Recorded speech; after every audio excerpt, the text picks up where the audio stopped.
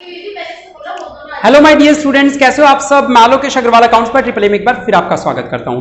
दोस्तों, आज हम लोग देखने जा रहे हैं जेएलपी का एक अनसोल्ड क्वेश्चन देख रहे हैं। वैसे तो हमने इसका एग्जांपल भी किए थे, 4-5 सवाल थे। आओ जरा अनसोल्ड में क्या है वो देख लेते हैं। क्वेश्चन नंबर 13 देख रहे हैं। पीछे अनसोल्ड वाले जो क्वेश्चन है उनमें क्वेश्चन नंबर 13, ये आप स्क्रीनशॉट ले सकते हैं।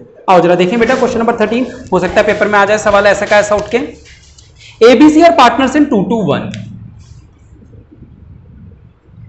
ए बी सी पार्टनर्स हैं किस रेशो में? 2-1 में। और क्या लिखा हुआ है?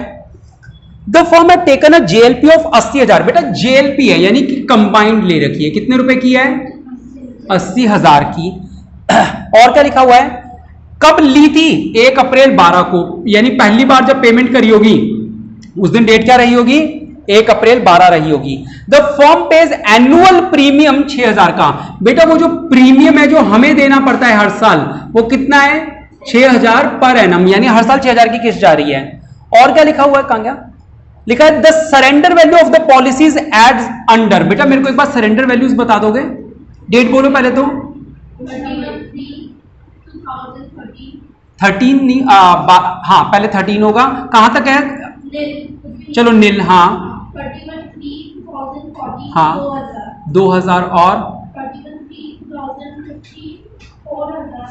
हाँ हाँ हाँ ठीक है। और हाँ और क्या? 2000, 4000, 6000 ऐसे बताना था। उसके बाद क्या लिखा हुआ है? सी डाइड ऑन 1 जून 16। बेटा सी मर गया। सी का शेयर कितना होता है? 2, 2, 4, 1, 5। 1/5 वाला कब मरा? डेट बोलना। 1 जून 16 को नहीं, कब? 1 जून 16 को, ठीक है, इस दिन ये मर गया। और क्या लिखा हुआ है? कहां गया? हाँ प्रिपेयर द नेसेसरी अकाउंट्स, पहला point. Premium paid is treated as trade expense, दूसरा पॉइंट। अच्छा अकाउंट्स बनाने। Premium paid is treated as investment, और तीसरा point premium paid is treated as investment and reserve. तीसरा तो करेंगे ही नहीं, पहला और दूसरा करना है, ठीक है। तो पहले केस में वो क्या बोल रहा है कि प्रीमियम को क्या मानो? एक्सपेंस मानो, ठीक है। तो चलो यही बना लेते हैं। जीएलपी अकाउंट बनाए बेटा। देखो बड़ा बनेगा अकाउंट, जीएलपी अकाउंट। बताओ क्या करते हैं? याद है क्या किसी को कुछ? पेमेंट करेंगे सबसे पहले। खोल लो वो वाला टॉपिक जहां पे इसको एक्सपेंस मान रहे थे। प्रीमियम, ये हेडिंग समझ गए ना? प्रीमियम इक्वल्स टू एक्सपेंस, है ना ये वाला। चलो तो इसमें क्या करते हैं? सबसे पहला प्रीमियम कब गया होगा? 1 अप्रैल 2012 को। क्या लिखेंगे? 1 अप्रैल को टू बैंक या टू कैश, कुछ भी लिख दो, है ना। टू बैंक पैसे गए होंगे। कितने रुपए का प्रीमियम? 6,000 का प्रीमियम गया होगा। अब ये साल खत्म कब होगा? 2013 की 31 मार्च को। और हम इसे एक्सपेंस ट्रीट कर रहे हैं, यानी ये पूरे के पूरे पैसे कहां ट्रांसफर हो जाएंगे? पी&एल में हो जाएंगे। तो यहां क्या लिख दूं? Bye P&L. कितने रुपए? 6,000। बैलेंस शीट कुछ बचेगा ही नहीं, क्योंकि असर तो मान ही नहीं रहे इसको। तो बस ये खत्म हो गया। ये हुआ 6,000, यहां पे भी लिखेंगे 6,000, ये 0 बच गया। कोई ओपनिंग बैलेंस नहीं है, कोई ओपनिंग बैलेंस नहीं है। 2013 की 1 अप्रैल आएगी, डेट गलत मत डाल देना बस। 2013 की 1 अप्रैल आएगी, फिर से पेमेंट जाएगी अगला साल, पहले दिन आ गया 6,000। ये साल कब खत्म होगा? 2014 की 31 मार्च को। फिर से क्योंकि इसको ट्रीटमेंट कहां करना है? पी&एल में। तो 6,000 को कहां भेज देंगे? यहां पे भेज देंगे। तो दूसरे साल का टोटल फिर से 6,000 पे खत्म हो गया। तीसरा साल आया 2014 की 1 अप्रैल। क्या करेंगे सर? फिर से किस्त देंगे। ये क्या किया? 12 से शुरू हो रहा था क्या? हाँ ठीक है, तो ये लंबा सवाल है काफी। 6,000। तो फिर यहां 2015 की 31 मार्च आ जाएगी। क्या लिखेंगे? Bye P&L. कितने रुपए? 6,000। सर इस साल भी कुछ नहीं है, ये 6,000 का 6,000 टोटल हो गया, यहां पे भी 6,000 का 6,000 टोटल हो गया। कोई क्लोजिंग बैलेंस, ओपनिंग बैलेंस नहीं है। फिर डेट आएगी 2015 की 1 अप्रैल। क्या लिखेंगे? To bank. कितने रुपए पे किए? 6,000। फिर 2016 की 31 मार्च, हाँ अब अगले साल आ जाएगा, है ना। 31 मार्च क्या लिखेंगे? Bye P&L. कितने रुपए? 6,000। आ रहा है समझ में? फिर से सर ये साल ऐसे का ऐसे ही खत्म हो गया। 6,000 यहां का टोटल और 6,000 यहां का टोटल, हाँ या ना। अब आई 2016 की 1 अप्रैल, फिर से पेमेंट करी टू बैंक। कितने रुपए की? लेकिन अब 2017 की 31 मार्च नहीं आ सकती क्योंकि उससे पहले ये मर गया, हाँ या ना? तो अब 2017 की 31 मार्च आ सकती है क्या? नहीं। अब जो डेट आएगी वो कौन सी डेट होगी? जिस दिन वो मरा है, यानी कि 2016 की 1 जून, हाँ या ना? 2016 की 1 जून को अब पैसा 1 जून को P&L अकाउंट तो बनता नहीं है। 1 जून को क्या बनता है? पैसा कहां पे ट्रांसफर करोगे? जेएलपी अकाउंट में। किसमें करोगे? जेएलपी में। रेड पेन से लिख रहा हूं, मतलब इंपॉर्टेंट बात है, डेट इंपॉर्टेंट है, वर्ड इंपॉर्टेंट है। हर साल ये पैसा कहां ट्रांसफर हो रहा था? P&L में। इस साल किससे करोगे ट्रांसफर? जेएलपी से। जिस साल वो मर जाता है। कितने रुपए? 6,000 रुपए। अब हमें उस बंदे से पैसे कितने मिले? कंपनी से 80,000 रुपए मिलेंगे, हाँ या ना? 80 क्या बेटा?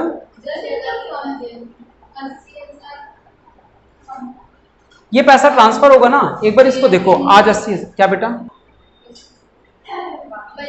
5 मिनट में तो यानी मैंने यही सवाल करवाया होगा पहले, तो ये वाला पूरा ही नहीं बना। चलिए ठीक है, मैं ये वाला सवाल आपको एक बार एक्सप्लेन कर देता हूं कि कैसे बना है। पूरा सवाल हो गया, वीडियो ऑन करनी रह गई थी। आओ मैं आप लोगों को बता देता हूं।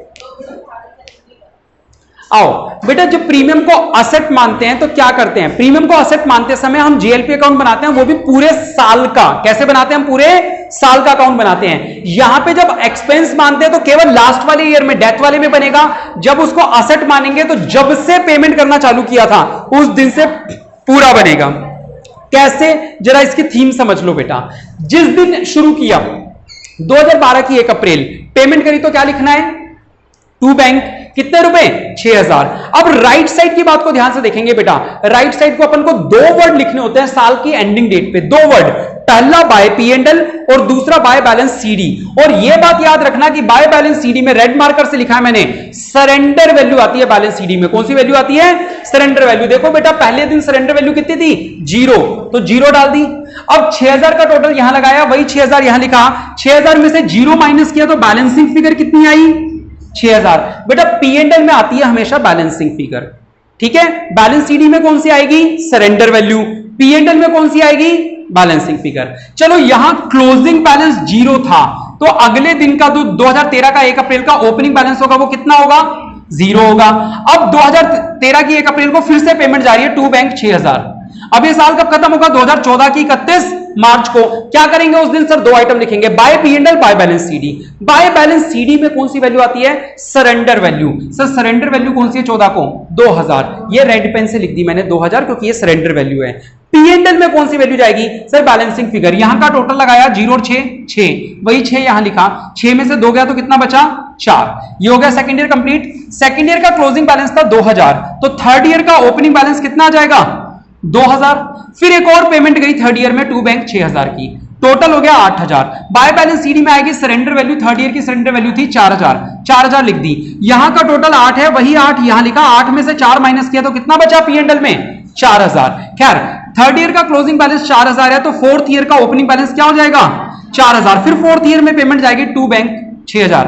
अब यहां पे 2 वर्ड आ गए, बाय P&L और बाय क्लोजिंग बैलेंस। बैलेंस में तो वैल्यू आएगी, सरेंडर वैल्यू कितनी थी? 6,000, वो आ गई। सर 4 और 6 होता है 10, 10 यहां पे लिखा। 10 में से 6 माइनस किया तो P&L में कितना चलेगा?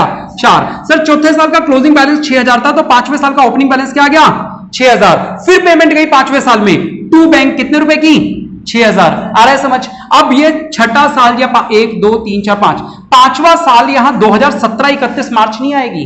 क्यों नहीं आई 2017 31 मार्च? क्योंकि पहले एक बंदा मर गया, और जब कोई मर जाता है तो क्या लिखते हैं इस तरफ? बाय इंश्योरेंस कंपनी, और पूरे पैसे मांग लेते हैं जैसे इस अकाउंट में मांगे थे, बिल्कुल उसी तरीके से 1 जून को बाय इंश्योरेंस कंपनी कितने रुपए? पूरे 80,000 रुपए।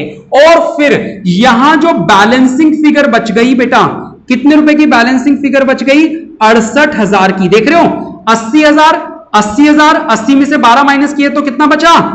68,000 को ओल्ड रेशो में यानी कि 2:1 में बांट दिया पार्टनर्स में। यहां पे भी बैलेंसिंग फिगर बांटी थी, वहां भी बैलेंसिंग फिगर बांट दी। तो ये आप लोगों को लास्ट वाले ईयर में थोड़ी ज्यादा मेहनत करनी है और ध्यान से देखना है, क्योंकि शुरुआती साल तो आ गए आपको बनाने, लास्ट ईयर में क्या करना है वो और आपको समझना होगा। चलिए कैसी रही क्लास? लाइक और कमेंट करके जरूर बताएं। बहुत बहुत शुक्रिया।